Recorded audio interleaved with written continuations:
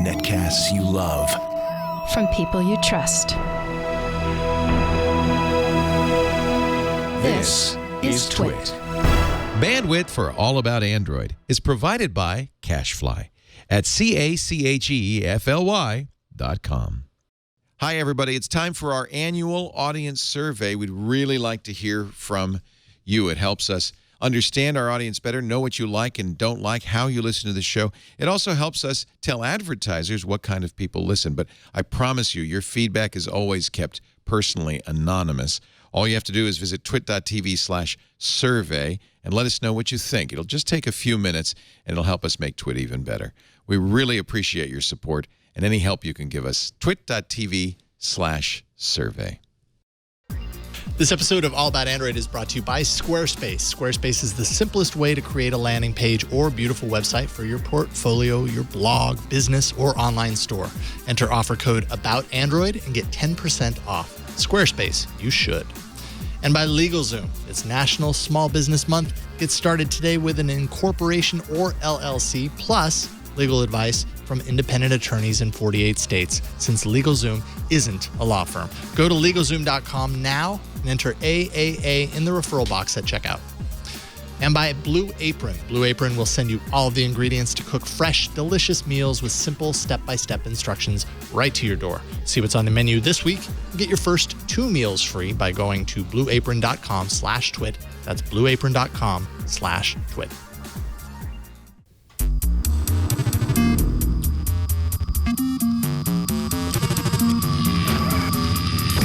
Hello, and welcome to another episode of All About Android. This is episode 255, recorded on Tuesday, March 1st, 2016, where your weekly source for the latest news, hardware, and apps for the Android faithful. I'm Jason Howell. Man, 255 episodes, and Jason mixes it up on the open. Why not? I'm Ron Richards. And I'm Florence Ion. How's it going, Flo? You do something 254 times, and when you change it, it freaks me out. I think it's the switch. I liked it. It was good. I can't handle change. I know. Deal with it. So is this, wait a minute, were we all three here last week? I was on Skype. No. Flo was here. Okay, so it was all different. Yeah. Last week? Yeah, were you were was in gone. You were in Spain. Mobile Oh, no, World. she was off. Yeah, she was off. See, and yeah. Mateo was here. Uh-huh. And I was in New York. Uh-huh, okay. So it was You the were week halfway before. to me. I was halfway, yeah. Because I really wanted the ham. And I was like, I'm just going to go. Did you get it? And I made it as far as New I did York. not bring any ham. I was so scared of customs. It was literally one of those situations where I ran to the airport, I ran to the gate, the plane was there, and I said, I have to get to Spain. I need this ham. And they said, well, where's your passport? And I went, Oh, ID. and then I walked back sadly, and the plane took off without me. Flo, you had one job. Ham. One job, that's it. No. I had no time to do anything. The only thing I had time to do was impulse shop for a pair of shoes. Which I was going to wear today to put on the show. Next week. I'll wear them next week. They're great. There are They're many like times that we see They're your feet on the show, but good idea. Are these shoes made of Spanish ham? No, but they're made in Italy. Close. No, So no. close. No? No. Okay. I'm not gonna accept I that. had to reward myself with something, you guys. Right, no, Come I on. understand. I understand you worked hard at Mobile World Congress, but how do we get rewarded? Yeah, it's true. That's what I'm looking for. I'm back. Really, really important. Welcome back. Welcome back. I love someone in the chat room goes, you can order the ham from Amazon, you know. Not the same. Not the same. Joining us, strangely, I don't know why we haven't had Ryan Whitwam on the show before, but it's awesome to get you on today. AndroidPolice.com. How's it going? It is going very well. It's fantastic to have you here, Ryan. We actually have one of your stories in the rundown as well. I'm very excited to talk to you about it. I don't know, have you ever been to Mobile World Congress? I have not. Do you want to go to Barcelona? Are you paying? Like right now, is that happening? I'm not, but we'll see what we can do. I doubt we can send you to Barcelona this year, but I don't know. Do you aspire to do these conferences, or are you happy to skip them? I'm not. I write for a lot of publications, so it's sort of a question of if I go someplace for one site, like I can't do work for anybody else. So it's actually financially kind of problematic for me to do that. Fair enough. That makes sense. Yes, so I should mention you're a freelance writer and editor for Android Police, but yeah, you've got your work spread all over the web. He also writes for us. Yes, for Sorry. Greenbot. This is true. Oh wow, we got double Greenbot going on. Double Greenbot. Wow. Yeah. And neither of them are wearing green. It's like a green Not my bot color. sandwich right Yeah, now. it's like a green bot sandwich. Yeah, and the green is up there. There. Okay. All right. There you go. You're wearing green. Jason's wearing green. Oh, You're wearing green. I'm not. 50 Shades of Green. apparently so. This week Be a we're good Android parody. Well done, Flo. You should write that one down. You should do 50 Shades of Green, I think. I'm going to do fan fiction right now. Yeah. I mean, Android is a huge number of people, users, so you've got a large number of people that would actually be interested in a book like that. So I can go for some /fic Android style. Oh my God. That would be the dirtiest thing ever. But anyway. This week, we aren't going to be talking about the dirtiest thing ever. At least I don't think so. It might come up organically. Instead, we'll be talking about the first leaky bits of Android N. That was unfortunate. That would be a chapter of the /fic. Would be Yes, it would. Android's leaky bits. That was an unfortunate little pairing there. That was great. The real reason we think behind Project Tango could finally be coming into view.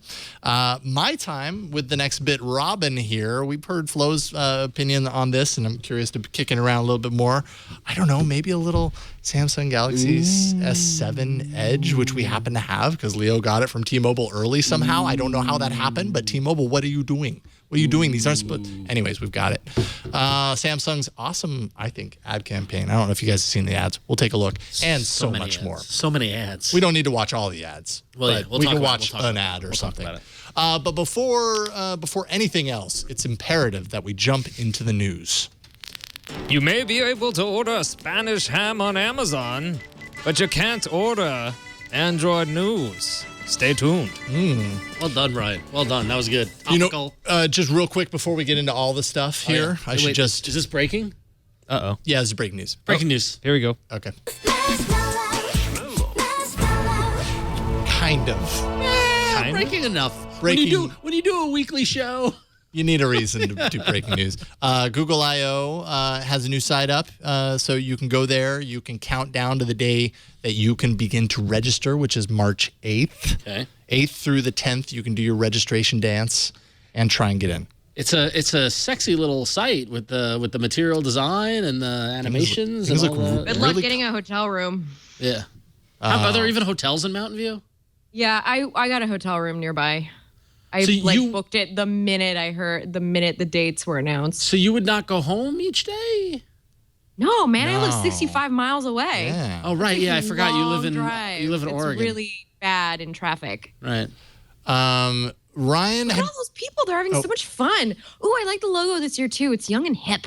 They're using it's a lot very of color. Like it actually reminds me of the Like NextBit neon. Robin. Yeah, it's very Robin. Very, very Yeah, Robin. it does. Ryan, are you planning to attend? Is Google I/O one of those must goes for you, or I don't know if I'm going to end up going this year. I know Android Police has a few tickets to do coverage, and then I'm probably going to register. When that opens up, just to see Right. if I can get a ticket, I guess. But the thing about the registration, again, this year they're doing the raffle, so you just sign up sometime between when it opens and closes, and they will randomly decide, who gets to pay them $900 for a ticket. It's like the presidential election. Anybody with money can run. it's true. Yeah, all Google wants is your money. Unless you're a student, then you only have to give them $300 of it. Just a little bit of money. Yeah. Did you have to write an essay too? I don't know, dude. That would be great if we did that. Well, while you guys are down in Mountain View, I'll be in the city at Moscone, just with my hands up on the glass, looking at the orthodontist conference whatever going on Yeah, at I just Moscone. don't even remember what part of the body the conference is for that. Anyway, so it'll be interesting to see as more details about I/O comes out. We'll be keeping, as we start hearing about the program tracks and things like that, and of course the I/O rumor mill. The countdown can begin. We're just 2 months away, so.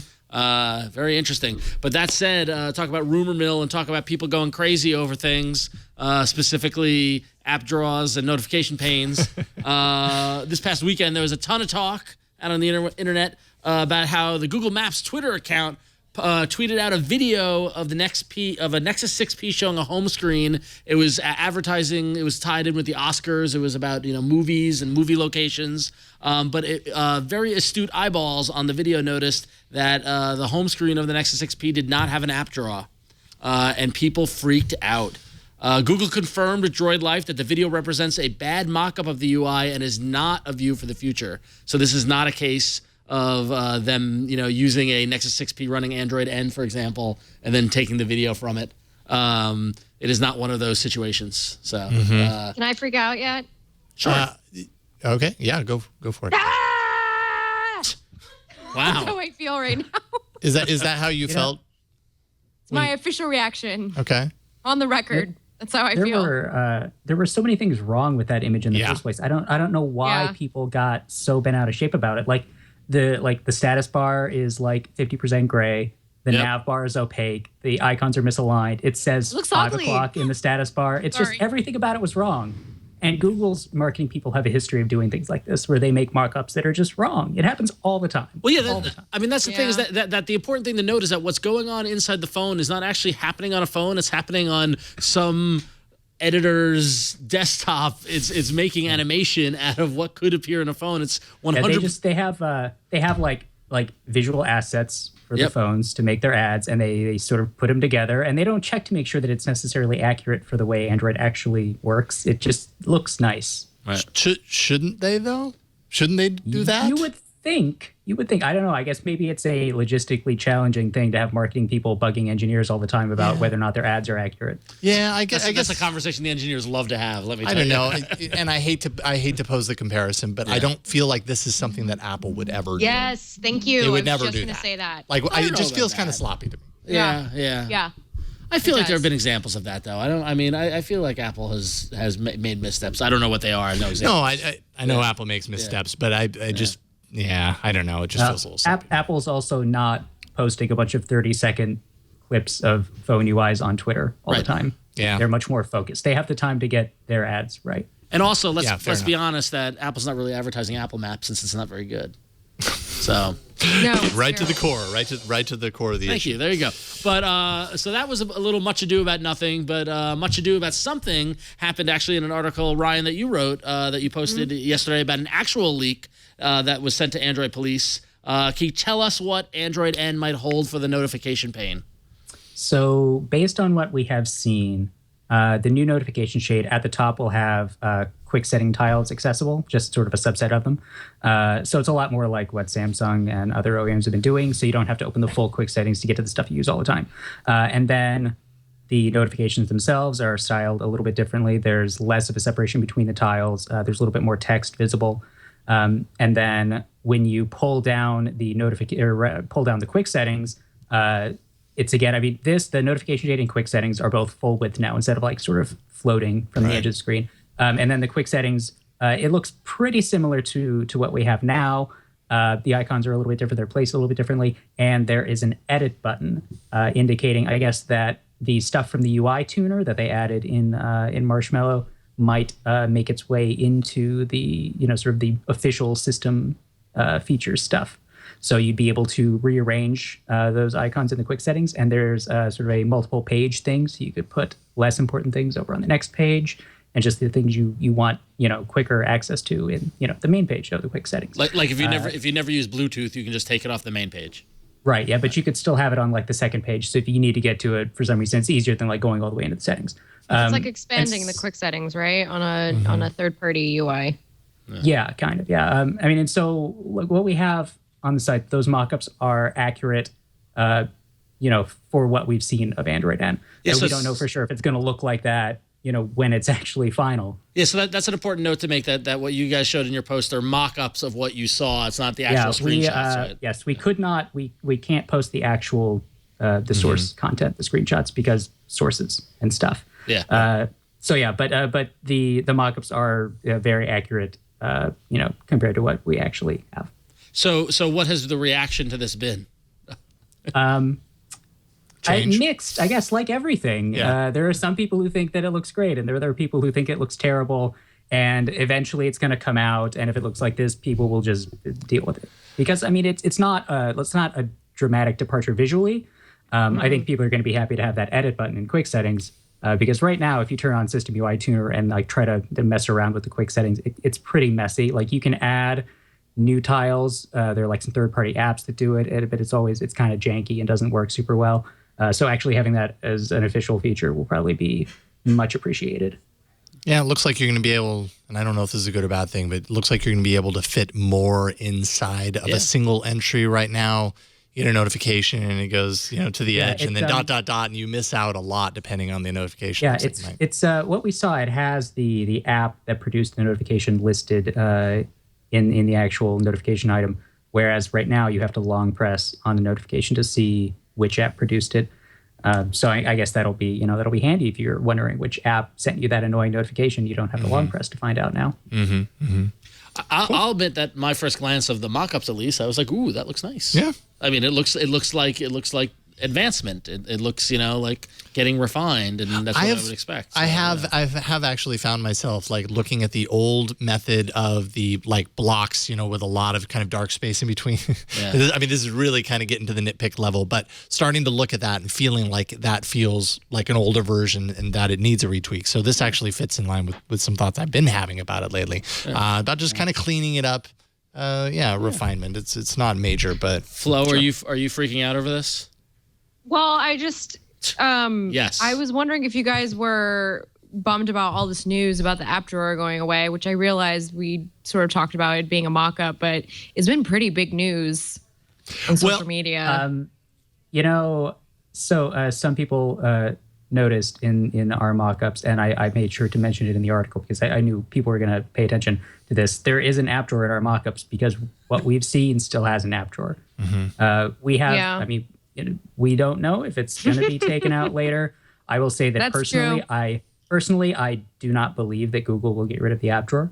I could be wrong. I'm not going to eat a shoe if I'm wrong or something, but no, absolutely. It's been pretty big. It's been pretty big on Twitter. Just everybody talking about it, having opinions about it, because I feel like the one differentiating factor between the Android UI and the iOS UI and the stock Android UI, maybe. I've been playing around with the NextBit Robin for the past week. It's got the Robin has a bizarre home screen. So does that bother you though, Jason? It bothers you. Oh yeah, it totally bothers me. But hang on, but does it bother you because you're not used to it versus you can't make it work?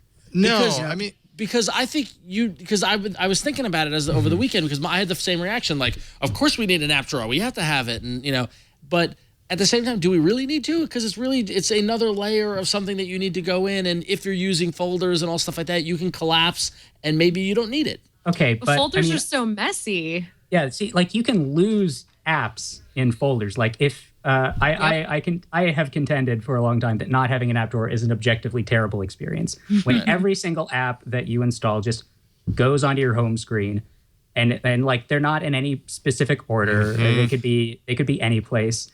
It like having an app drawer where everything is, and you can organize it sometimes in different ways depending on the phone. That's just, you just know where they are. You don't have to worry about, did I put that in the productivity folder, or is that in like my main home screen folder, or is it someplace else? Do I have to scroll all the way to the 8th home screen?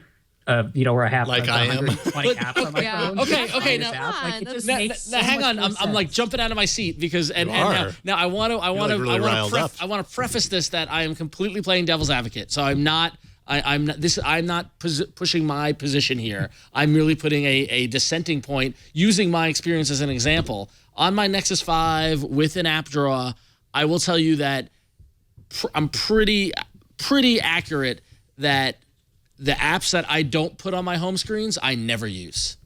The ones that stay in my app drawer, I forget about. Yeah, there are definitely people like that. Like, I don't think you're alone. Right. And so what happens is that actually, if you can you compare your Robin to, and what I would say is that a well-kept, well-maintained home screen environment where, these are all my apps where I watch things, and these are all my apps where I listen to things, and these are all my apps where I take pictures of things.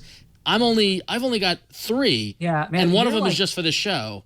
I only use many folders though. Like most people don't do that. I mean, if that works for you, like rad, right? more power to you. But I think most But that's people the beauty don't of want to have Android. all that. Yeah, I know. I think most people just Be don't want to together, have all not that the on the home same. screen. But it doesn't. But as long as look at Flo touting the slogan. Good job. what? It's true. I know. I mean, love it. It's a good slogan. Be together, not the same. As long as I have the option to have that there, because I can tell you, looking at your home screen gives me the heebie-jeebies.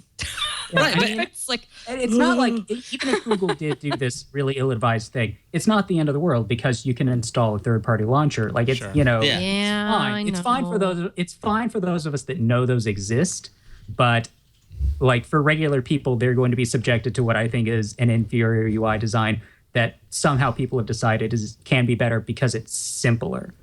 But I think anybody can get used to the idea of an app drawer coming from an iPhone in a pretty short amount of time. It doesn't have to be like a big deal to get used to. I mean, I know like LG on the G5, they're taking the app drawer out of their stock home screen, and they were saying like, oh, it reduces cognitive load, which I guess is some nonsensical way of saying that it's easier to understand, which I just think is nonsense. Right. I will tell you one. The LG interface is just anyway. It has other problems than just apps. Too many apps being on the screen, in my opinion. I will say about setting up the Robin, like I did sync over everything from this one phone into the other phone, and then it does the bloop and it brings it all over.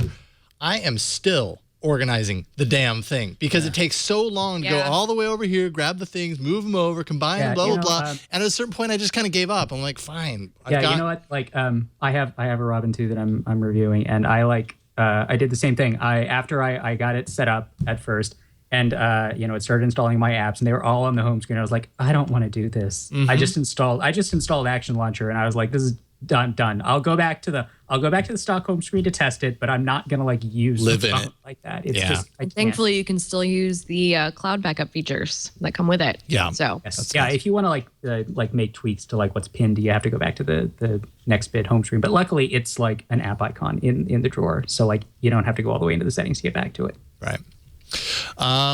Okay. Well, I don't know where we stand on the app drawer, no app drawer, but I think it's different people want different things. I don't want it to go away. The important thing to note, though, is that according to Google, the app drawer is not going away. Yes, exactly. So this all might be much ado about nothing. So it sounds like precisely. It is. Yeah, just be cool. Be cool, everybody.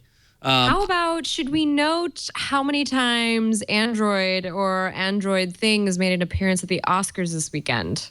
A lot. I didn't watch, but how many? Well, I just said a lot. 2. Exactly. Yeah. Well, no. Well, what's funny is you know what? That's more than 1. What's funny is that I'm a big fan of the Oscars. I love the Oscars. I love the pageant. I was watching your tweets. I love the pageantry. I love. I do my whole picking. I do a ballot. I send it to my friends. Wow. We do a big pool. I keep track of who wins. It's all stuff like that. I don't have cable. I'm a cord cutter, so I went to my friend's house to watch it. And so this was a rare time where I watched commercials, and I was overwhelmed by the number of Samsung commercials. Overwhelmed. It seemed like every commercial break, there was another Samsung commercial, and it was a different campaign. Right, Flo? I mean, am I crazy? Or you watched it, right? Well, I didn't watch it. I actually just vined the entire thing. Whenever people were vining, I was watching. And then my bestie was texting me that Leo had won. But I did get to see the Android commercial because it popped up in my Twitter feed. I didn't see this commercial with William H. Macy, though. Well, so the Samsung Galaxy, they had a bunch of different types of commercials during the Oscars, but the one that everyone seemed to remember and that focused on was one highlighting basically the whole kind of platform of Samsung, and it ends with a lot of celebrities. You had Wesley Snipes, you had and each person talking about what they wanted from their phone was talking about a different thing. So Wesley Snipes wanted more storage to hold all of his movies, and this guy wanted a better camera because he's a peeping Tom, and so they're all. It was basically talking about the versatility of the phones. The rapper wanted a waterproof phone so he could pour champagne on it, and things like that. And it ends with William H. Macy wishing he was the spokesperson. And then he's in the spokesperson mode, and then at the end of it, you see he's wearing the VR goggles. And he comes out of VR. Yeah. I think Samsung has always been a huge advertiser for the Oscars. I mean, they had that whole selfie bit. Yep. 2 years ago You're right. with Ellen. True. But what I thought was interesting was that not only did they have the William H. Macy ad, but they had multiple I don't know what's going on here. They had multiple different ads for different products as well. They had an individual Edge ad, I believe. Like it wasn't a cohesive campaign. Yeah, that was my point. But what I thought was interesting, and to what Flo, what you said was that not Samsung was there, but so did Android showed up. Yeah. And I don't know if this commercial debuted at the Oscars or was shown elsewhere. I don't think we talked about it. But the everyone in my circle of friends that was watching it all raved about the rock, paper, scissors ad with St. Elmo's Fire as the music. And said that it was the best commercial of the night. Yes. And in fact, the people I was watching the show with, the Oscars with, said that's the best commercial. I said, oh yeah, what was it for? Adorable. No, I said, what was it for? And they're like, oh, I don't know. And then no, that's the worst. Yeah. And Brian, we have the video there in the doc. Yeah. For that. That one. It was really. It's a great commercial. It's a great commercial. Yeah. But the thing with it is that the resonance of that as an Android commercial doesn't happen until the end of it. That's the only place where it kind of Yeah, falls. I mean, it's about rock, paper, and scissors banding together to fight back bullies. Yeah. Which everybody can relate to. And then it's the what's the tagline? Together, not the same. Yeah, together, not the same, right? Yeah. So, I don't know. I mean, I will admit I watched this but without audio. Like it came up in my feed and I watched it. I was like, oh, that's interesting. But even watching it like that, like there's hardly any cues or anything. No, there's that nothing. it's Android. The Samsung apps or ads I thought were actually really good. Yeah. Well, I thought they were they pretty actually hilarious. explained like what the phone was, things that you could do with it. Hey, we're getting good marketing, guys. Finally, we're getting. We are. Is that what we're saying here? Overwhelming. It was every commercial break. Yeah. Yeah. Yeah. Ryan, did you? They have a lot of money, guys. Ryan, did you watch the Oscars? I did not. I don't have cable either. No, but I was just going to say the Samsung commercial was really clever because they found a way to have all of the celebrity endorsements and not like make it feel like name dropping. It's like because they're all sort of like in on the joke. You mean like RDJ so and HTC? It was very clever. Yeah. Yeah. It was. They actually talked about the phone, like you said, which is a big deal, and a lot of companies just don't do, and it's tell always us unfortunate. why the phone is good, what it does. That's what Apple does. That's why their freaking commercials work. Because they're like, you can do this thing with the iPad. And then somebody on the other end is like, I don't have $800, but I want to do that thing with the iPad. I'm going to go buy one right now. Yep. I got handed a cocktail and I don't know what it is. No, they suddenly Someone just walked on and cocktail. handed us Like, cocktail. okay. So here, cheers. This is what happens when I'm not there. You guys get cocktails? We didn't even ask for it. It just happened. Is there alcohol in them? That's very tiki. I think there drinky. is. It's tiki drinky. What? I like it. Dang. Brian gets a cocktail too. Dang. Ryan, you had something also. I'm not sure if it was a cocktail, but you were drinking something. It was. All right, this show's just getting better and better. This is what happens when I'm not around. You guys just drink. I see how it is. Next week we'll make sure and bring some booze. Okay, so Google has been trotting out its Project Tango devices at Google I/O for 2 years straight now, and Dieter Bohn at The Verge is saying that he believes that Tango is at the heart of Google's upcoming VR efforts. Kind of pieces it together, and he makes a pretty strong case for it. I mean, we always kind of knew that there were pieces, there were elements of Project Tango and VR, but when you put it all together, Google, has a VR division that's hard at work on right now, reportedly working on a VR headset similar to Gear VR, better sensors, lenses, plastic casing. You have competitors like Oculus and Vive doing things like tracking your position in space, but that requires external hardware for that detection.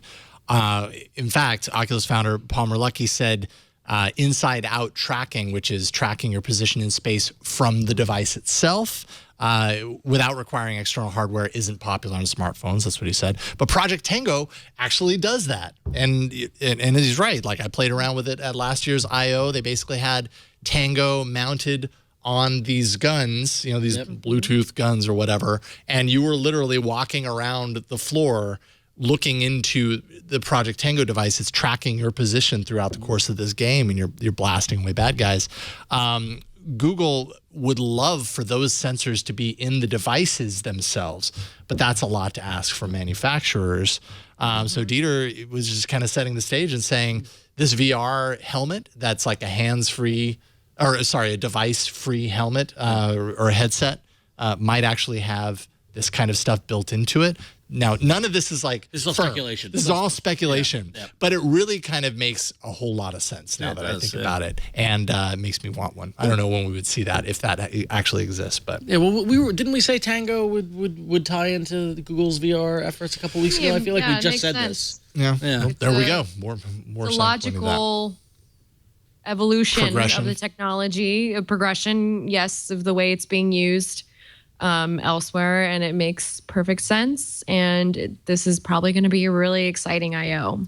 Yeah. So I wonder if they're going to have the Lenovo phone that's supposed to be the first consumer Tango device. That's, I guess, supposed to. They showed software at MWC. I mean, yeah, but they were still on those dev tablets, the Tegra 4 powered things. Yeah. I mean, I could see like there being maybe like in the short term an enhanced version of Cardboard. Like if you have one of the Tango phones, you could put it in a Cardboard viewer and it would do extra things that other Cardboard capable phones don't do.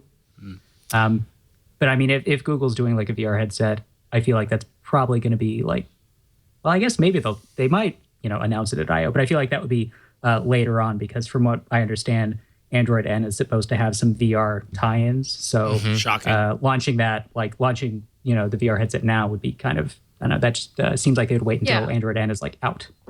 Plus, I'd like to think Google would do something different besides just another headset. Like, I feel like Google would try to just be like, why do you have to buy some apparatus to get this? Like, it's on your phone already, silly. Yeah, like, but just that, but that's why they came up with Cardboard. But the thing, oh, sorry, go ahead. I was gonna say, I mean, you've got Samsung with the Galaxy VR headset, being aggressive. It's kind of keeping up with the Joneses. I mean, right? I mean, Ryan, would you agree or? So I was going to say, I feel like the whole idea behind Cardboard was kind of like a joke that Google was making, and then it got popular, so they decided to make it like a real thing. So like the whole, the idea of being able to use your phone as a VR device, like in a little bit at a time, is very cool. But I think if you're going to have like a more immersive experience for more than a couple minutes at a time, you want a dedicated device, because your phone is going to get like really, really hot doing all of the VR stuff. Yeah. And the way that the Samsung phones do. Yeah, the battery's going to be destroyed. Like, I think probably most phones will last 45 minutes or an hour doing VR before like the battery low battery warning goes off. So having a dedicated device. Do you want to do VR for more than an hour though? I think that they would like you to be able to. I mean, who knows if that's going to scramble your brain. I can't use VR stuff for more than a couple minutes. Same. But they might. I mean, I think people intend to make like games that you can play for, like you would play a console game for an hour or two at a time, but just, in a VR headset. Can our brains handle that, I wonder?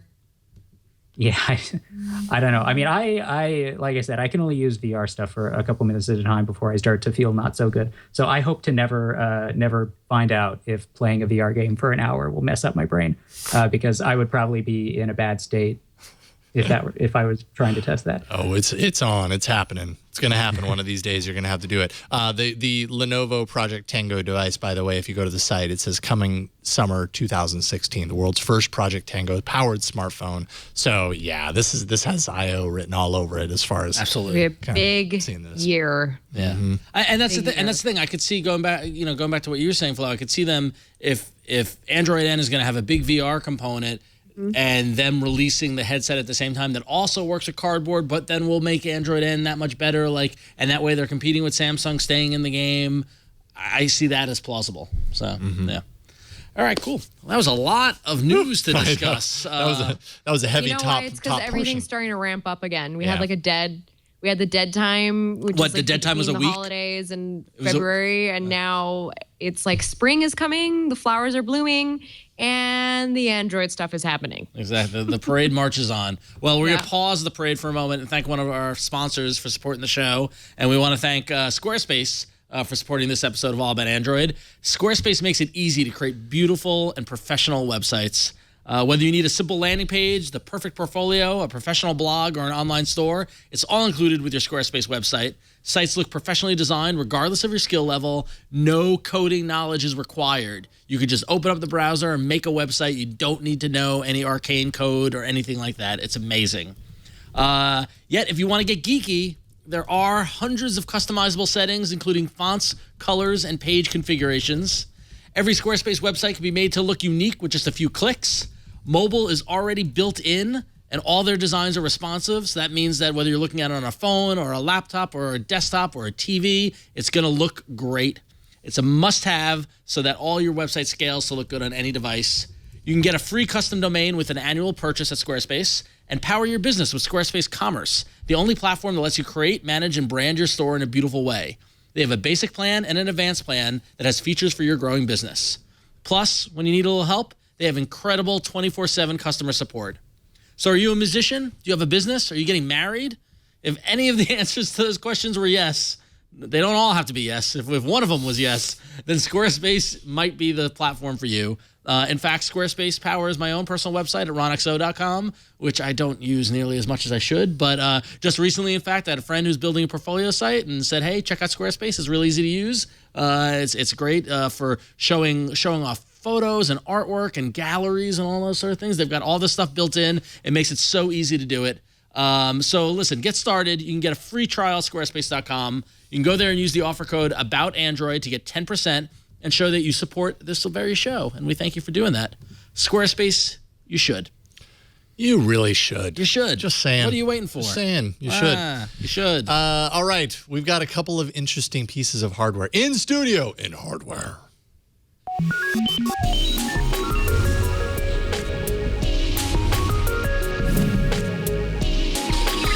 Hardware on location. One of them I don't care about, one of them I do. Oh. Although I will say I'm coming around on Samsung. Oh. This is the Samsung Galaxy S7 It's Edge. very gold. It is very gold. We were talking in the pre-show. It totally reminds me of the Willy Wonka golden ticket. It's like all shiny. Like I wish that there was like a candy bar hidden underneath here because then I'd eat it. But it doesn't need a candy bar because it's an awesome phone, or so we are told. This is Leo's phone. He actually pre-ordered through T-Mobile.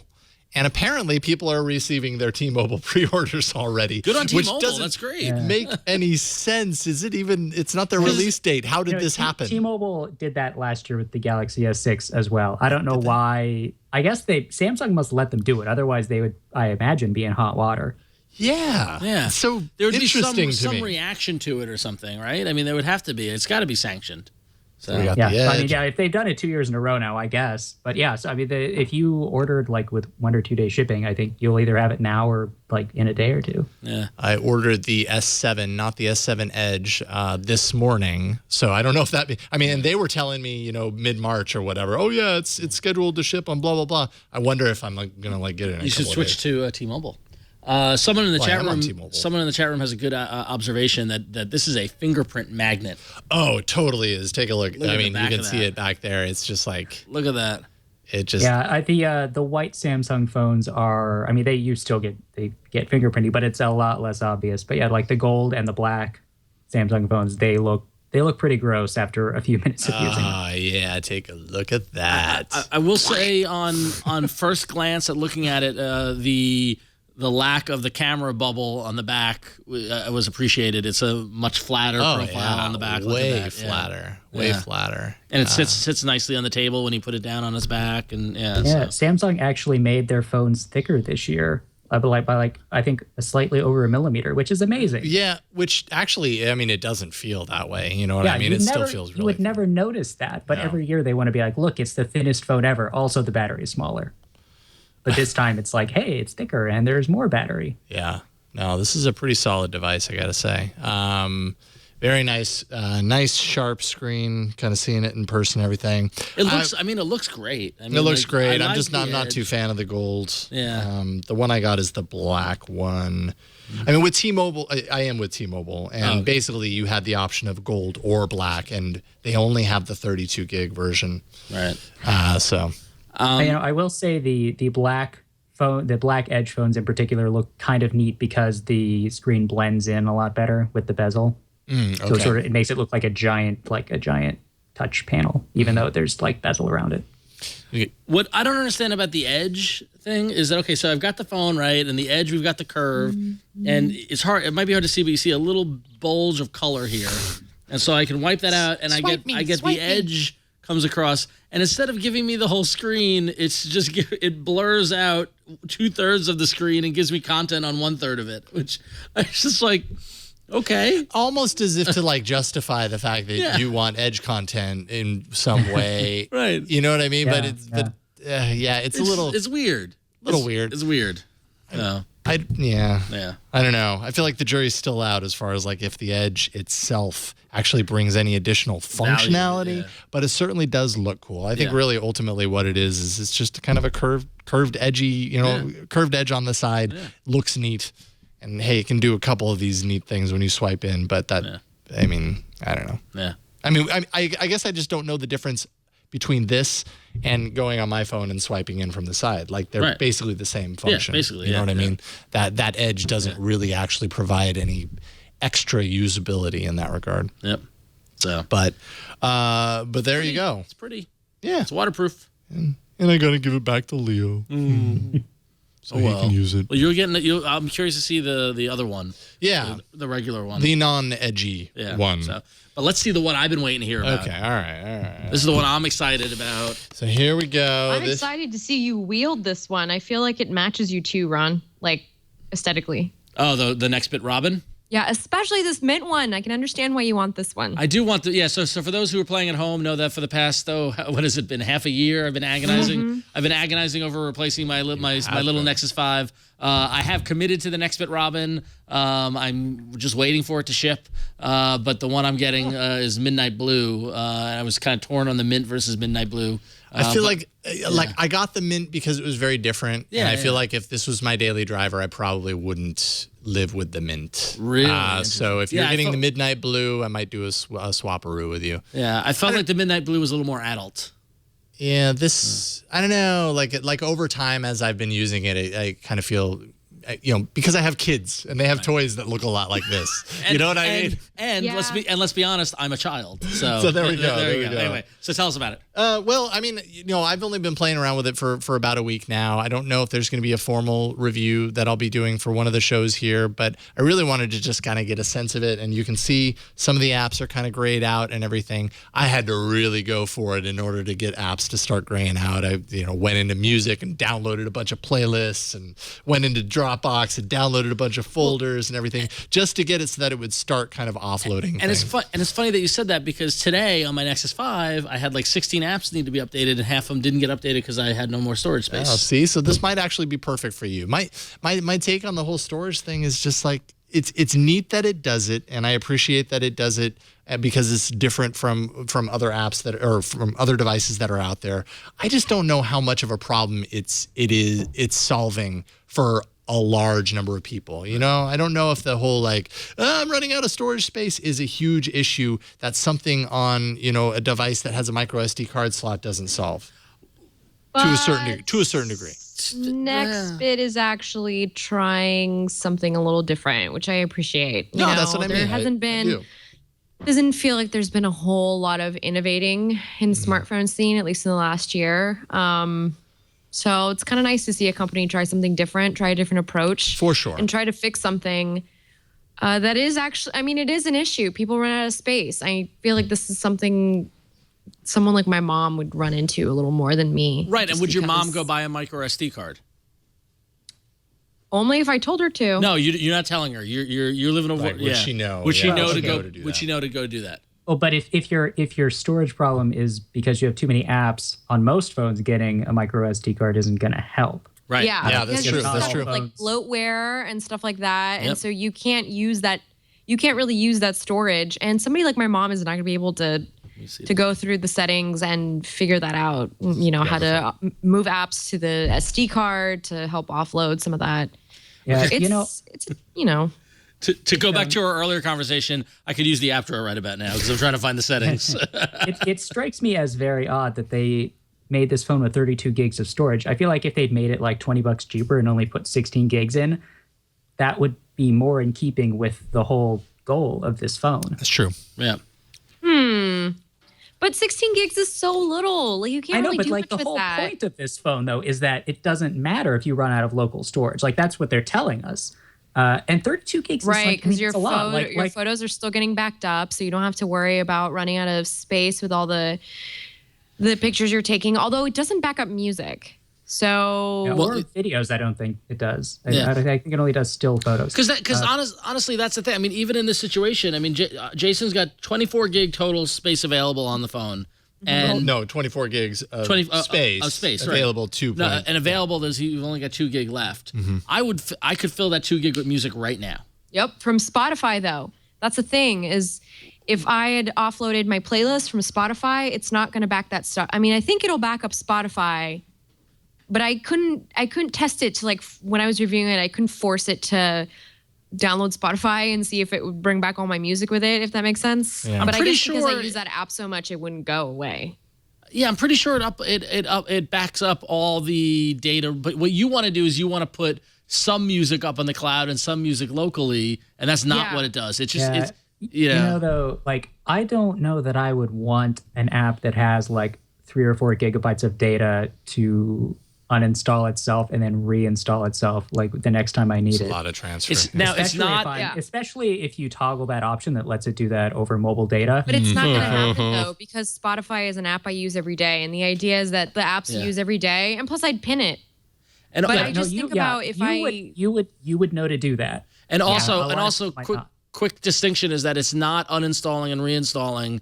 It's moving the image, offloading and reloading. There's still data transfer, but the app just appears and works. It doesn't need to reinstall or do anything like that. It just it's just moving the image of where it lives. Which I don't know. I haven't seen it do that in action, so I don't know what that process looks like. What I want to see is I want to see the moment. Well, no, but I want to see the moment where I want to use an app and it's grayed out. And I'm like, I want it now. Well, okay, I can do that. So let's see. It's still. I mean, all of that data still has to show up. I mean, I imagine it's. That's not bad. That was fast. It's a small app. And you're on Wi-Fi too. Wait, can you actually launch it? That's not a small app. Actually, I just uninstalled that app because that app was a hog as far as storage. Just Watch. Yeah. So this was Just Watch that I just restored. There we go. Now I can tap it and it'll launch. Yeah. Yeah. I mean, it's not bad. I mean, it's better than I thought it would be, frankly. Yeah. It's a cute phone too. I am so into the design of this little phone. Yeah, that's the biggest attraction to me. Like, I don't want it for the cloud storage. I want it for the industrial design. Like, I want it because it doesn't look like any other phone out there. And that side fingerprint, by the way, you know, I was I'm still bummed nobody's really implementing the fingerprint scanner that Huawei did with the Nexus 6P, which is you just touch it and it turns it on. But it's nice where it's placed on the phone on the Robin, because you can just tap it and then leave your thumb there and it'll like press it and leave your thumb. Yeah, see? Mm-hmm. Did you feel like it was accurate enough? Like I didn't had some issues getting it to consistently recognize my fingerprints. I would absolutely agree with that. And it's because it's a small sliver. Yeah. You know, and I had the same issue on the GS6 with their home screen fingerprint scanner. Thus far, the Huawei Nexus 6P has been the best implementation of a fingerprint scanner I've used. Yeah, one touch and it turns on. Yeah, the 5X is the same deal. The Nexus imprint thing in the back. Right. Sorry, I haven't spent very much time with the 5X. Ooh, I don't mean to be a snob. Like the side fingerprint reader, I like in some ways. Like this is a very natural way to hold your phone, so it's kind of like nice. Left-handed. Yeah, so if you're right-handed, for sure. Right. If you're left-handed, that's but then you go like that. The button is super recessed. Yeah, that's my main complaint is that it's so difficult to find. Like there is no real easy visual cue. And you know what's incredibly annoying is right below the button is the SIM card slot, and they feel almost identical. Yes. Yeah. That's a great observation. Yeah. Oh, well, it's sort of my job. It's what I do here. Just give you kudos, Ryan, from one TV screen to the other. Ryan's doing well. I like it. I don't know. I just like everything about it. I'm excited. To get my hands on it. I am by no means saying that, this is not a phone that I would recommend. I actually really have enjoyed using it. Some of the features, I just don't know if they're necessarily features that are super useful to me. Right. But no doubt, people will have, there's an audience for that. Here's the most important. I was just going to say, I think we should probably point out, this is a crowd-funded phone that actually exists. Yes, like that by itself is kind of amazing. Yeah, it's great. I love it. I love seeing the innovation in hardware and So, Jason, let me ask you. we've been doing this a long time, right? Yeah, we've been here a while. Yeah, we were friends before that. You know, I feel like you know me. And based off what Where's this going? Based off my use of phones, do you think I'm gonna like that phone? I actually do. I think that you'll like it. I wonder what you're gonna do as far as launcher is concerned. I was thinking about that over the weekend, actually. Only because, like, man, I can't get down with this launcher. Yeah, well, I'm surprised that you did a week. I thought you would have gone to the Google launcher. Because when I get a new phone and it has its own launcher, I really feel like in order for me to judge, I have to judge the whole package. So I'd leave it installed at least for a little bit to kind of get used to it. And I really hoped that over time I would get used to it. Right. And I just realized, like, I'm just not. I need my app drawer. Yeah. I need it. Interesting. I don't know. Interesting. Well, I can't wait to get my hands on it. So I'm anxiously awaiting. I think you'll like it. I'm curious to see how you set it up. Like if you choose Action Launcher or Nova Launcher, if you're Google Launcher, or you're just like, I'm throwing it all to the wind. I mean, I'm just gonna put all the apps. I was thinking about it over the weekend, and I spent a good couple hours just sitting on the couch thinking about it, and and I think that probably I would stick with the Google launcher because I like Google Now.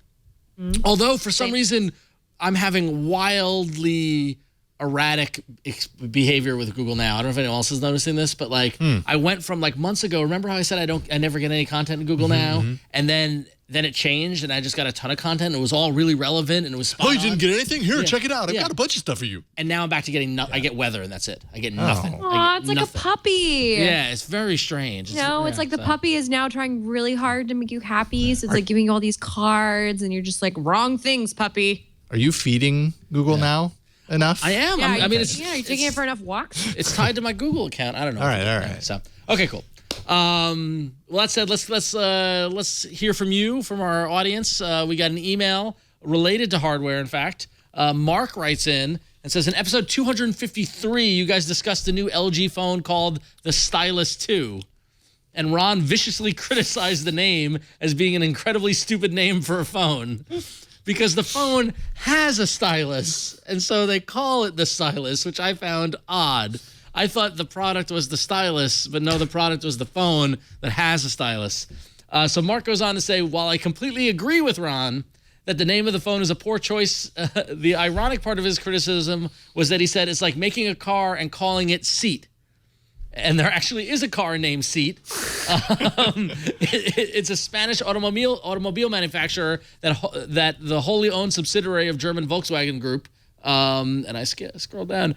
Just thought it was funny that the comparison didn't work this time. Look forward to the show every week. Got the Nexus 5X and the reviews you guys gave based on the reviews you guys gave and loving it. Keep up the great work. Thank you, Mark. Thank you for agreeing with me that the Stylus is a ridiculously named phone. I was talking about it when I was in New York. I was talking to someone who's I consider a branding and marketing expert, and agreement was shared on the Stylus being a ridiculous name for a phone just because it has a stylus. So I feel vindicated. So Brian, I'm putting in a little picture here underneath the email. This is the Seat 600, and this was 1965, sold in Colombia. Wow. No, below that link is a direct link to an image. Also, and became the best-selling car in Finland from 1970 to 1973. That's great. There you go. So it exists. There it is. I believe Marlon Thompson posted this also on Google Plus after the show. It's very Fiat-y, I feel like. Oh, I like that guy. Oh, that was Seat's first ever president. Because licensee. Yeah. Fiat. Oh, yeah, Fiat. So there you go. Yeah, there it is. That explains it. Yep. All right. Didn't work this time, Ron. Yeah. Oh, well. That's what you get. All right. Let's thank a sponsor. Let's thank LegalZoom. I can personally thank LegalZoom because I've been a LegalZoom customer for longer than I've worked at Twit, actually.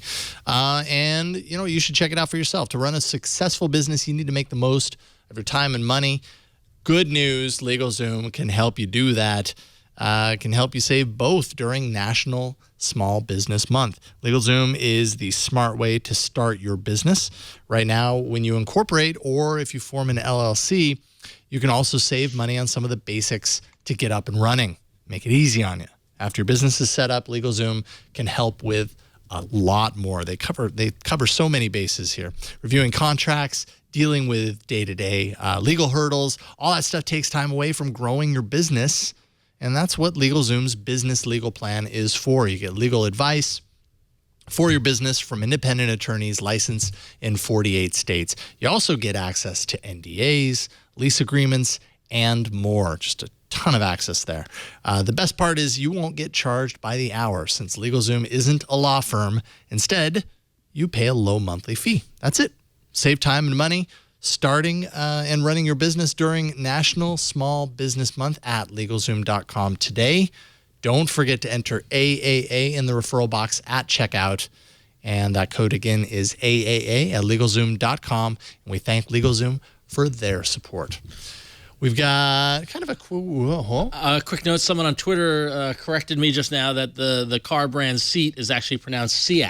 Fiat. Much like Fiat. Oh. So well, the more you know. See, there you go. This onion keeps getting peeled Exactly. layer by layer. Love it. It just gets deeper. Sorry. Let's check out some apps.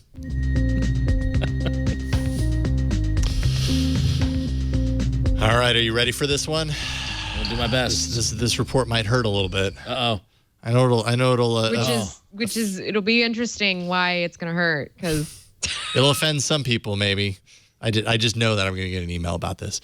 A report by InMobi on mobile app developers reveals, based on its own data, of course, that Windows Phone developers make more than twice the money grossed by Android developers, as well as 50% more than iOS developers. The reason, InMobi claims, is because Windows Phone currently has, well, you could guess, a niche audience, and as such is not as noisy or as fragmented as either of the other app stores. No one's using it. Basically, discoverability is way better on Windows Phone. Because there's like 5 apps. But yeah, that's sorry, exactly I'm being what I super was mean gonna right say. now. Like, Sorry. Like the way they worded this is just seems very misleading to me. Like trying to throw the word fragmentation out there, like that has anything to do with it. It's just like there are like 5 Windows Phone apps that people want, and I'm sure those developers do very well. And if you average out the amount of money that Windows Phone developers make, it's probably pretty good because there aren't that many choices. On Android, you have to be seen. You have to make something that is noticeably better than what you can get for free because there's a ton of free stuff.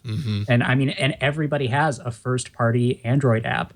There are a lot of companies that just don't have Windows Phone apps. So there might be a third-party app that costs $1 and people will buy it because they don't have the free one. Yeah. So true. Ryan, laying it down for y'all. Boom goes the Ryanomite. I feel nice. Well yeah, done. Thanks. You would have thought Brian would have had an explosion when you said that, but Brian's off his game today. A second to realize you were trying to do dynamite. Dynamite. There we go. But I feel like this goes without saying that okay, let the Windows app ecosystem grow to the size of Android or iOS, and then see how you do. What a bummer, though. You'll be waiting a long time for that to happen. Right, exactly. Yeah. So maybe if you're a developer and you're just focused on the dollars, you go to Windows and make some money. Yeah, but I mean, how long is that even going to be feasible? Right. Windows Phone's market share actually went down in the last few months as Windows 10 phones are coming out. This is supposed to be a big deal, and there are even fewer people using them. And considering that, and we're going to talk about this in the arena, but considering that Microsoft just keeps churning out more and more Android apps. I know, right? So it's true. All right, it's true. Interesting stuff. So in the land of Facebook, Live is maybe coming sooner than you think. Facebook is rolling out its live video streaming to U.S. users with more countries to follow. All you're going to need to do is tap on What's on Your Mind and select the live video icon to broadcast. The final video will be saved to your timeline when it's finished for all to see. And this comes off with some news, at least Recode was reporting that Mark Zuckerberg is obsessed with live streaming, making it a top priority at Facebook. Which, honestly makes sense. And the moment this rolls out wide and everybody figures it out, like that, you talk about scale, the scale of the Facebook universe, you're going to have people live streaming all the time, much more than I think. You guys saw his speech at the Samsung event last week, right? Yes. He is one convincing mofo. I got to tell you, he's had a lot of media training since I first started covering. He used to be so awkward. Well, he's so awkward, and he's come a long way since the gotten to demigod status in a sense. Yeah. And just to hear his vision for Facebook, I can just imagine this has something this is definitely going to be integrated into this this acquisition of Oculus. Like he just wants everybody to live presence. Live presence. That's what really it's all about. exactly. Let's talk about live presence. That's really interesting though, because I agree with you. I mean, I know that he's committed to this idea. He wants Facebook to be virtual reality, stuff like that. But I was not impressed by him at the Samsung event at all. You know what? It was very different in person. Because we took off those VR headsets and freaking Mark Zuckerberg is there, and all these photographers are rushing to the stage to take pictures of him. Yeah. There were people just like crawling on the floor to take pictures of him from an angle, and it was the environment. It was the whole. I was eating it up. I'm not gonna lie. You got caught up in the moment. I did get caught up in the moment, and it was a very good setup. It was a very good setup, but this is interesting. I think that I would use this more than YouTube because I have more Facebook friends than I do YouTube friends. Right. Well, I mean, that's my point about live streaming though, is that right now it is a niche product. It is you're either using Periscope or you're using Meerkat or you're using YouTube or you're using Twitch. Like there are all these kind of niche products that have big followings within their type thing, but there is no catch-all platform that your mom could use, that my mom could use, and then Facebook is that platform. Yeah, she's gonna be, look, honey, we're live streaming Christmas dinner. We're sorry you couldn't be here, that kind of thing, and then it's saved. Yeah, and then it's right in your timeline. Yeah, the Achilles heel of this, in my opinion, is that you have to have the app installed. I don't use the app anymore. I use the mobile website. Oh, I still use the app. So that's not. Yeah. But it's interesting. Yeah, the Facebook app. Yeah. It's interesting in terms of a rollout because it was funny because I was just talking with friends about Twitter back when I was in New York. I was having lunch with a friend of mine who works in digital media and that sort of thing, and we're talking about Twitter. And I was saying how Twitter is now like a bad word in San Francisco, at least, because of all the negative news coming out of it and all the stuff and layoffs and the problems with the product. If Twitter had just rolled out Periscope as just live streaming video from Twitter. They could do what Facebook is about to do, but they siphoned it. No, you know what? That's a really good point. Yeah, because they didn't have confidence that people wanted to do this, and now because Periscope and Meerkat and Twitch and all this stuff have proven that there's an audience for it, Facebook is going to roll it out, and everybody's going to do it, and it's going to be it's going to be crazy. So this is going to be really big for Facebook. Yep, I agree. It's going to be really big. Shall we move on to another reader email? Let's do it. Shall we? Yeah, we shall. All righty. This one is from Jim in Fort Worth, Texas, which I always have problems pronouncing. Just a quick note about Gmailify. I've had a Hotmail account since the Vikings were invading Europe, and it's just sort of become my spam folder writ large. Me too, Jim. Just to see what it would do, I plugged the account into my Gmail, and over the next 2 days, the spam filter actually did its job. Not sure how they got it done, but well done.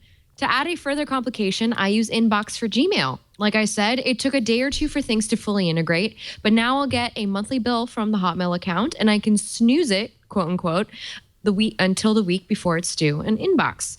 So take a shot at Gmailify and try out the feature of Inbox as well. It makes things really easy. Nice. Cool.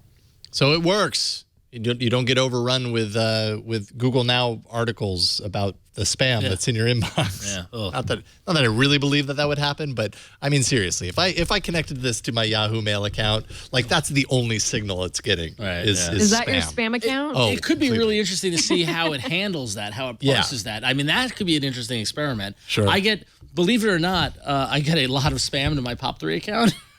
A lot, believe it or not. And it's been around for 20 years, but this weekend, after I was thinking about which launcher I was going to use, I spent a couple hours thinking about my email.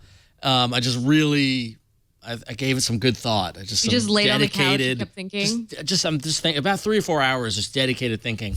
Dang. You meditated,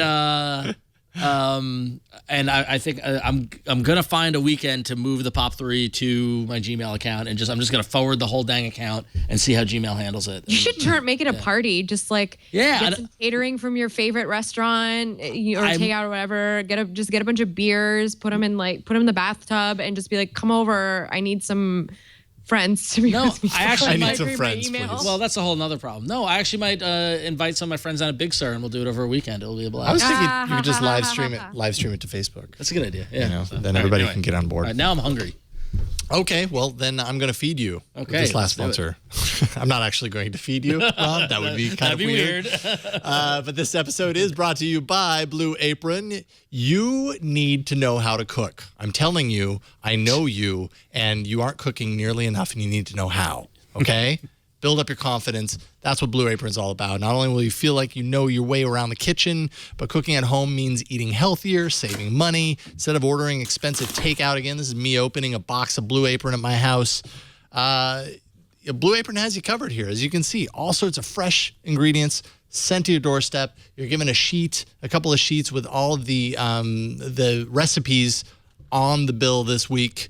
And basically, they give you all the ingredients that you need to make those recipes. It's perfect. It's like a kit. You receive a kit for a meal, and then you take the time. It doesn't take more than like 30 to 40 minutes to make these meals. It does not take very much time at all.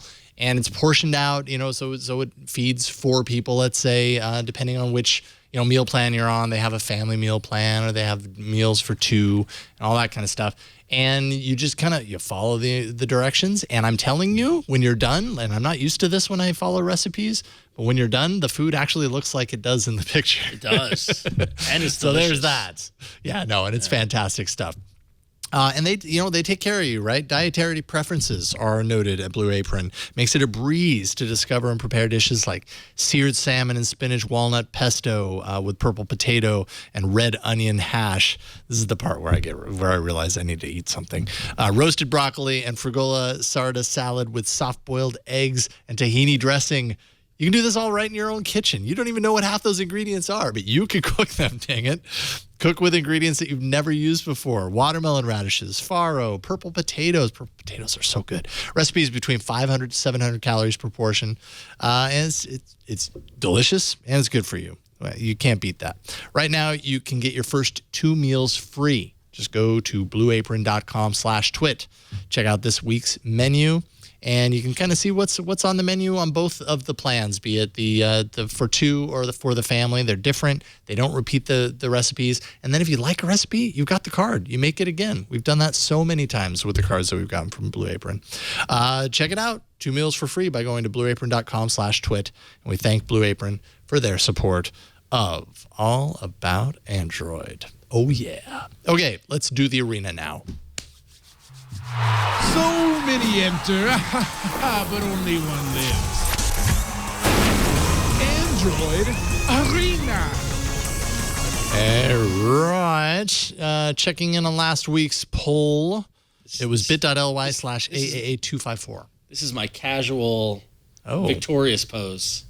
I haven't even checked. Oh, brother. Dang it. I was so close. It was very close, by the way. So what happened last week was that we had 3 fun apps.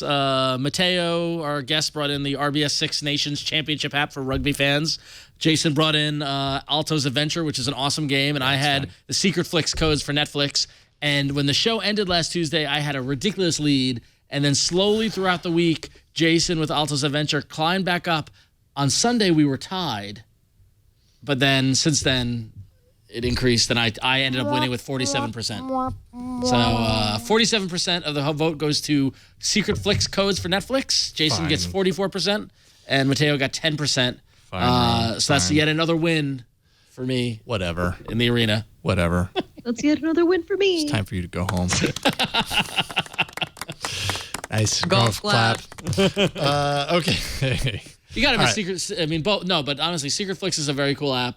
Oh, it did yeah, a good job. totally. Alto's Adventure. It's a fun game. Is a fun game. Yeah. I downloaded it. I was having fun with it. So good job. I'm not sure how far I'm going to get with this app today, but that's a great lead-in. I know we know what we're getting when we start an app review. Since I'm the returning loser, I had to go first, and mine is for. Do you like beer? Do you like beer? Do you like craft beer? Are you like a craft beer snob? Huh? Are you? Come a little closer. This is very Petaluma of you, by the way. Come a little closer. I want to tell you about really intimate. I want to tell you about a little app that I found that's only for people who appreciate craft beer. They don't like being teased. They don't like being tricked into thinking that it's a craft beer, but it's not actually a craft beer. No. They want to know that their beer is actually craft beer, and that's why an app exists called Craft Check. Yes. That's amazing. Its sole purpose is to tell you if that beer is a craft beer or not, or if it's an imposter. Oh, If I had a craft beer here, Wait, hang on a second. They're craft beer imposters? Here, wait, Yes. scan my Snapple. Well, that's not going to work, but okay. It will tell you it's not a craft beer. It will tell us. It'll say confusing. We're really sorry that doesn't match anything in our database. That would be true. Wait, what are these? What are these fake craft beers? Is that like Blue Moon? I'll show you. I'll show you. So what? Nick, actually, that's the perfect example. Okay, Blue Moon. No, you know what? First we'll show you a craft beer. Blue Blood Brewing Company. Congratulations. What you're looking at is a genuine craft beer from Blue Blood Brewing Company. Is it a golden goose? Yes, exactly. Now, Blue Moon may look to you like a craft beer, but no, don't be fooled. It might not actually be one. Careful. Oh. Beware. What you've got there is an imitation craft brew owned by Miller Coors. What have you done? What have you done? This is super snobby. I know, it totally is. Thank you for Brian, who went to pick up a bottle of Singha, which is an import. I'm not sure the Singha qualifies as a craft beer. It is not a craft beer. But we'll see if it gets it right. Yeah. Is it a craft beer or is it not? We'll move it onto the symbol and confusing. Oh. Even Singha is not in here. It's so not craft beer that it's not even in the database. It's the only beer I can find. I've got some other ones you could check here. Because according to Men's Journal, there's a list of fake craft beers. Okay, so I have a feeling they're going to come up as not craft beers. Yeah, so let's find out. Oh, man, takeover ads suck. Yeah, I know. It's awful. Okay, you ready? Okay, yes, I'm ready. Ballast Point Brewing, which... Ballast. Yep. Ballast Point Brewing. Careful. Not. Oh man. Well, here's owned one by Constellation Brands Inc. Who are they? Just got bought. Here's one that I know a lot of people like. Crafty, but not craft. Magic Hat. Magic Hat. That's a craft beer, right? Oh, it must be. Yeah. I've always considered Magic. Careful. Well, now let's go with something a little local. Let's do Lagunitas.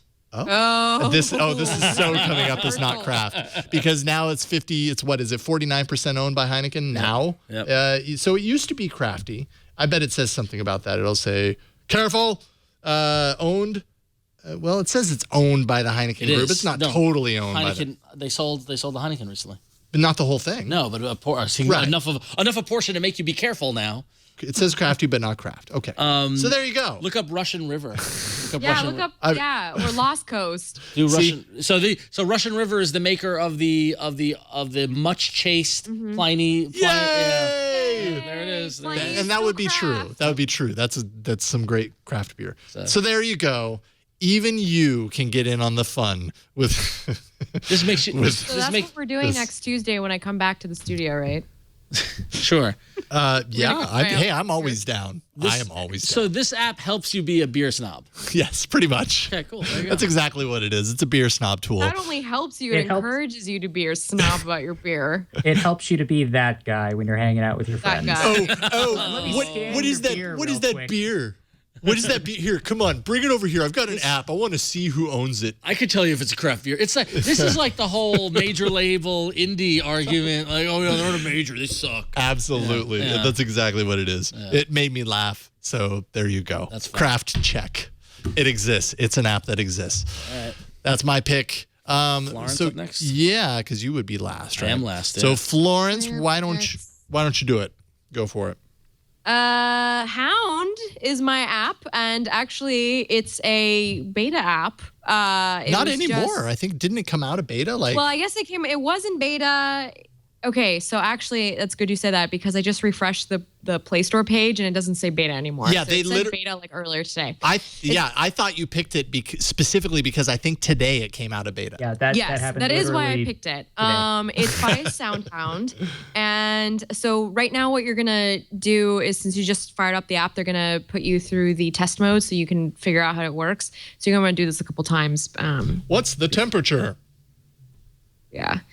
So basically it's an alternative to Google Now. The nice, I'm not usually on board with these things because Google Now sort of always satiated me, but I remember when Cortana came to Android, so came the question of whether or not you can use some other voice assistant. And honestly, I kind of like Hound. I haven't tried to see how it integrates into the OS, but I was using it today just for funsies, and I already like that I can control like which apps it posts to. So like I wanted to post a reminder to myself, and it asked me which calendar I wanted to prioritize, which I like because I have, both my Exchange calendar and my personal calendar. Yeah, it's just another personal assistant. I'm trying. Mostly, I like. I'm trying to get through the walkthrough without interrupting you. I know that's why I'm like, maybe I should wait. But mostly, I like how much you can customize what it does. And it's very easy because you can customize as you're asking questions, because it'll say, "Hey, by the way, you haven't figured this out yet. So what do you want to do?" Let's see here. It says that I should say this: play top songs by Taylor Swift. Okay, don't play Taylor Swift. Just stop that and ask and instead, that's bad. And instead ask it to play your favorite songs from a band you like. Play what? Sorry, what was that? So ask it, play my favorite songs from whatever band you like. Okay. Play my favorite songs from Wilco. Let's see what it says here. Oh, okay. Cool. Yeah. This is a good pick. Wait, that's what it did? Yeah. Okay. When I do play me my favorite songs from Tesla Boy. And these are songs that your system already recognizes? So now it just went into my Google Play, Show flow, Brian. What I play the most of, and it's playing the top song, which is a song called In Your Eyes. Oh, okay. Yeah. So it's synced up with your Google Play then. Yeah, I thought that was kind of cool. And that's just from playing with it for a couple minutes, to see what it can do. There's so much more.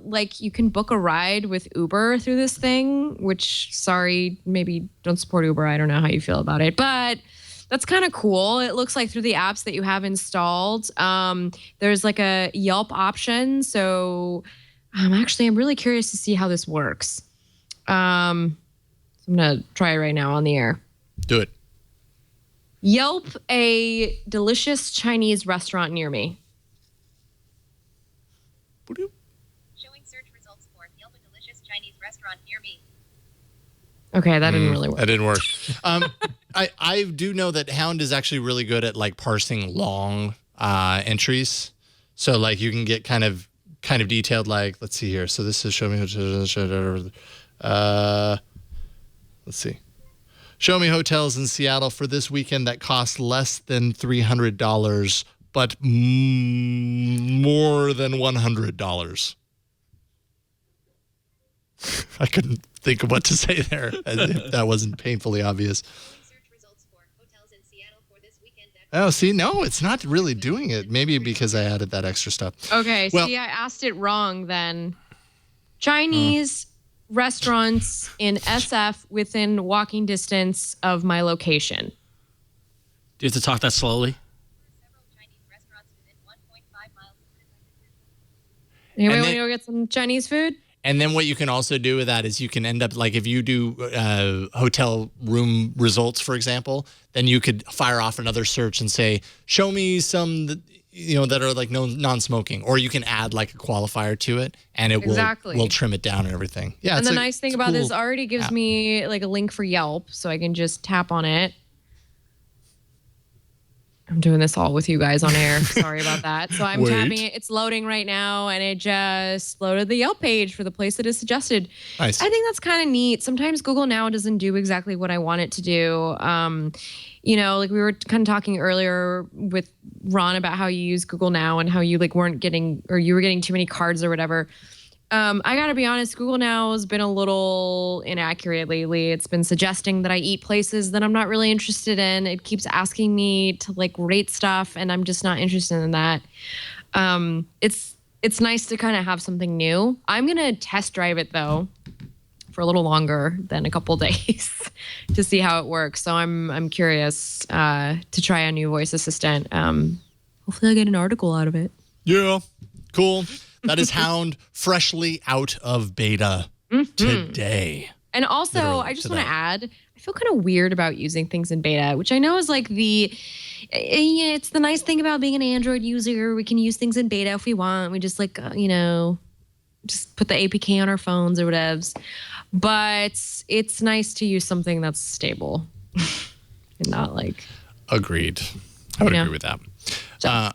Cool. So that is Hound Video Search and Assistant. Find it in the Play Store for free. Ryan, I have your app installed, so I'll go ahead and show that off while you talk a little bit about it. Okay, so it is called Flyperlink, which, granted, is a very bizarre name, but the app is pretty cool. So it's a floating browser app. It does the little chat head sort of links, kind of like a couple other apps do this. But the cool thing about this one is that you've got the choice. You can either have it use WebView or you can have it do Chrome custom tabs. I'll find a link to click on. So if you do that, you can actually you get all of your form bills and your passwords and the rendering engine from Chrome. That's cool. And if you do the WebViews version, then you can actually have it.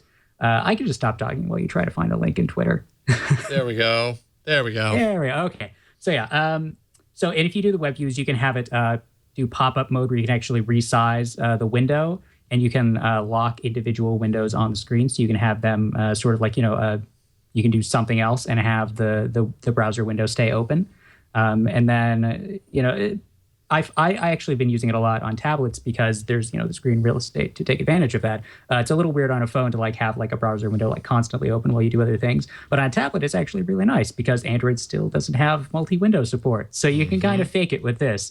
And it has a couple of more real browser kind of features. You can force the desktop version of a page.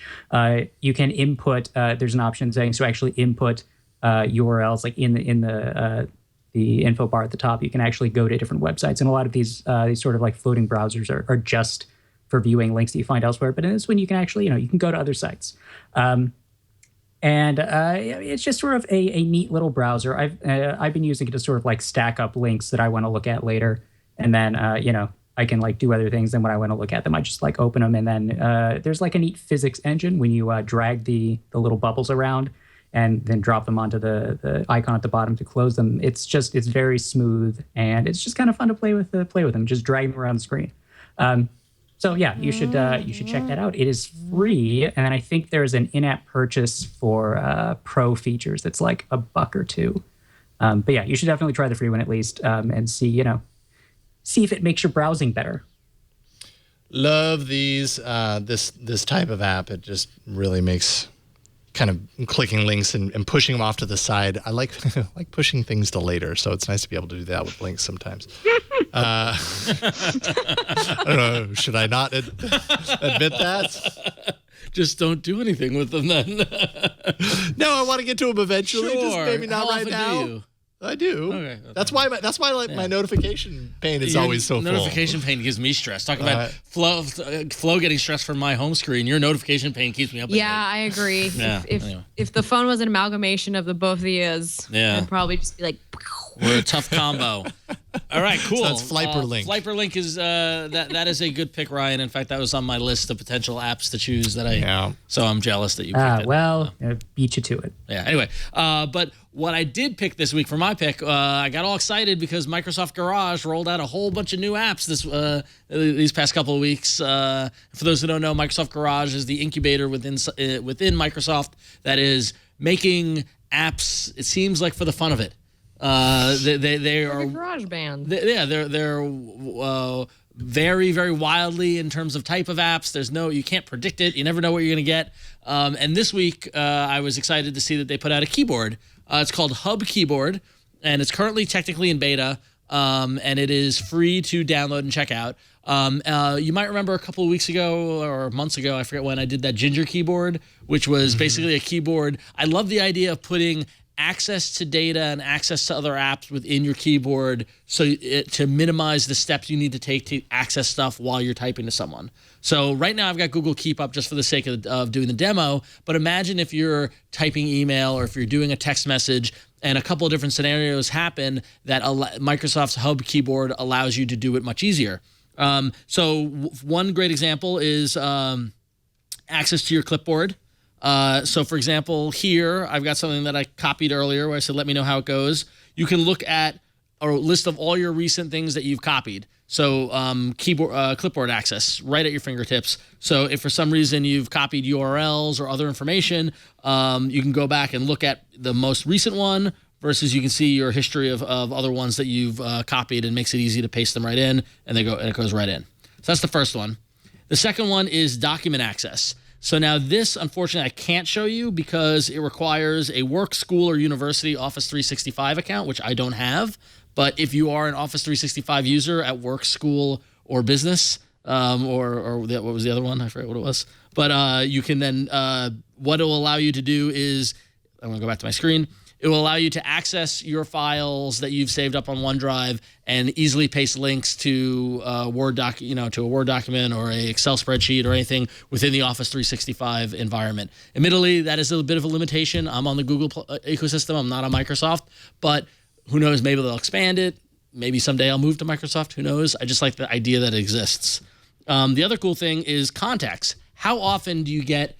I text. Let's say Flo texts me and says, "Hey, do you have Jason's phone number?" And you've got to go out of the app you're in, into contacts, look the person up, copy the phone number. Now all you need to do, you hit the little people head, and it opens up, and you just start typing names, and it comes up with your contacts. And there's Jason right there. If we zoom in, I lost it. But let's see, Jason. And if I tap that, it will plug in Jason's phone number. I'm not going to do that because I don't want to show you all Jason's phone number, but it will, trust me. And then what's also interesting is that you can choose between your Office 365 contacts or your frequent people list, which is handy because if you have a lot of frequent people that you contact, it makes it easier to access them. The last piece is the real neat piece, which ties in a recent app that Microsoft Garage did, access to Translate. So right now, if I want to type something, let's see, I want to say where, hang on, I can't see while I'm doing this. Where is the bathroom? Batgirl. Where's the Batgirl? There's a glare on the phone, so I can't see what I'm writing. I hit the translate button. Oh, I already typed it. Dang it. Translate to Italian. So I'll say, so whatever you type instantly gets translated. Oh. So, neat. Bagno. You can hit the hamburger button and you can change what language you want to translate to. So it's detected. You can have it on auto detect, or you can tell it what language you're typing in, and then you could choose from any language that you want. I can translate English to English, or English to Danish, or Czech, or Croatian, or whatnot. Very, very cool integration with Microsoft Translate. So there you go. So that is Microsoft Hub Keyboard. If you don't want to use any of that stuff, you just hit that and it goes away. Hit that and it comes back. Neat little adventure in terms of accessing other information within your keyboard. Have all the info you need at the tip of your fingers. So it's free in the Google Play Store. It's for Microsoft Hub Keyboard. That wraps it up. Yeah, it's kind of nice to have that stuff there. You don't have to duck into an app in order to get some of that stuff. Now I will say, not in defense, not to disparage my app, but it just shows me how it doesn't have swiping capability. And you realize how much you use I use SwiftKey, and I'm upset. So I was swiping. It took me a second to be like, oh, right, I'm back to typing. Yeah. But if you have never swiped your keyboard, then it doesn't matter. So. Yeah. What kind of monster are you? I know. You've never swiped your keyboard. Hub Keyboard by Microsoft Garage. God, they're like in the arena like once a month at this point. I love it. Honestly. Can we start outlawing this? Because I don't know. I don't know. I mean, they continue to be interesting apps. They're not Google, so they've kind of fall into the. Yeah, really? They're not like system apps. They're not like So I think it's good. Cool. So, man, the URL shortener game just gets more and more complicated. So we've got a different lower third or URL for you this week than we normally do, because not only is our normal one not working, but then when I tried to do the bit.ly/the number, someone had it. Someone did it. So someone's trying to throw salt in our game. So today's URL is bit.ly/APRON. AAA show 255. Funny. And if you do it, you can vote for your favorite app this week. Craft, Check, Hound, Fliperlink, and Hub Keyboard. Place your vote, please. Vote once and be happy. Wow, we'll see. We'll see. I don't believe that. Early returns never mean much. Yeah. Craft Check, I'm sure, isn't going to run away with this, but I suppose you never know. Never know.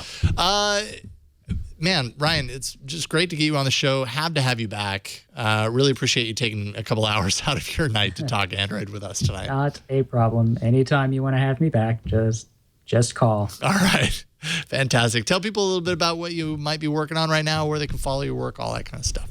You can follow me on Twitter at Ryan Whitwam. I usually post links to a lot of the things that I write. I'm, of course, at Android Police and at Greenbot, as we discussed. I write for Geek.com and Extreme Tech and Tested and Wirecutter and probably other places that I am not remembering at this moment. Also, I have a novel that you can buy on Amazon if you're into reading science fiction. Cool. It's called The Crooked City, and I have links to it everywhere. So you should go and check that out. That's awesome. I love me some science fiction. I'm going to check that out, Ryan. Do it. Excellent. Thank you so much, Ryan. And we'll have you back very soon. Yeah. Ron, what about you? Yes, you can go to about.me/RonXO where you can find links to my Instagram and Google Plus and Twitter and Facebook and all that fun stuff where I'm posting nonsense on a daily basis. And if you like listening to podcasts, go check out ifanboy.com where we're talking about comic books every week. We talk about the comics that just came out that past week. And, of course, you can go to goodfellasminute.com where you can hear us analyze the movie Goodfellas minute by minute. We're in the home stretch. We've only got, I think, about 30 episodes to go, and then it'll be done. So, pretty exciting. It's got to feel good. Yeah. I'll tell you, not editing it will feel good. Yeah, I'm sure. What about you, Flo? You know where to find me. Greenbot.com, PCWorld.com, and on Twitter at OThatFlow. Right on. We'll have you back in the studio next week. Yes, I'll be back next week. Sorry. Oh, it's all good. It'll be good to be all back together. Yeah, that's right. It will. I miss y'all. I miss your smell, and I just miss breathing the same air as you. And that was smile, not smell, right? Yeah. It was smell. And okay. Flo, don't worry about the jokes earlier. You won't fool us. You can bring the ham. We'll forgive you for teasing us about not bringing it. About not getting any. We know you got some, so don't worry. We know you're hoarding the ham. Oscar Mayer bologna. Nice big block of bologna. I used to love that stuff when I was a kid on some white bread with butter. Uh-huh. Yeah. Oh. Yep. Been there. Done that. What about you, Brian? Did you used to love Oscar Mayer bologna? Whoa, we got full Brian tonight. No, I never did butter with bologna. I used to eat bologna and ketchup. Huh. Crazy. That explains a lot. I'm more curious why we're getting well-lit Brian tonight. That's because I'm preparing my body for the know-how that I'm recording right after this. Padre's back from Barcelona, which I'm guessing you saw him, Flo. I did. Yeah, I did. I edited that interview you guys did. Good job. But yeah, we're doing know-how right after this episode. So if you're watching live, stay tuned for that. I'm sure Padre's still like super jet lagged, so it's gonna be a weird episode. They tend to be pretty weird normally, but especially so when it's late like this and I can't talk. So just the lights are helping me wake up again. Keep you awake. Well, we appreciate that because if you fell asleep, then you just I don't know. Then you'd be have switching the show anymore. You'd have to say, Brian, go to Flo's camera. Brian, go to Flo's camera, Brian. Oops. Start waving at me. I like the mental image of Brian asleep on the control on the board, just a little drool. And Why can't you just do a know-how on how to sleep? That's brilliant. Yeah. So stick around for that. Yeah. Stick around for it. About.me/Jason Howell, yellowgoldmusic.com for the music that I do sometimes. And I think that's about it. Leave us a voicemail, 347-SHOW-AAA. Whoops. Ha. See, I'm already falling asleep back here. The voicemails were never as funny as they are today. 347-SHOW-AAA. Email at AAA@twit.tv. We are at Android Show on Twitter. We are twitaaa.reddit.com on Reddit. We have a subreddit there. Show notes and past episodes at twit.tv/AAA. You can find our podcasts and shows everywhere around the internet. YouTube, iTunes, Pocket Cast, Pocket Addicts, a bunch of others. And you can catch us live every Tuesday, 5 p.m. Pacific-ish. twit.tv/live. That's it for this week. We'll see you next week on another episode of All About Android. Bye-bye.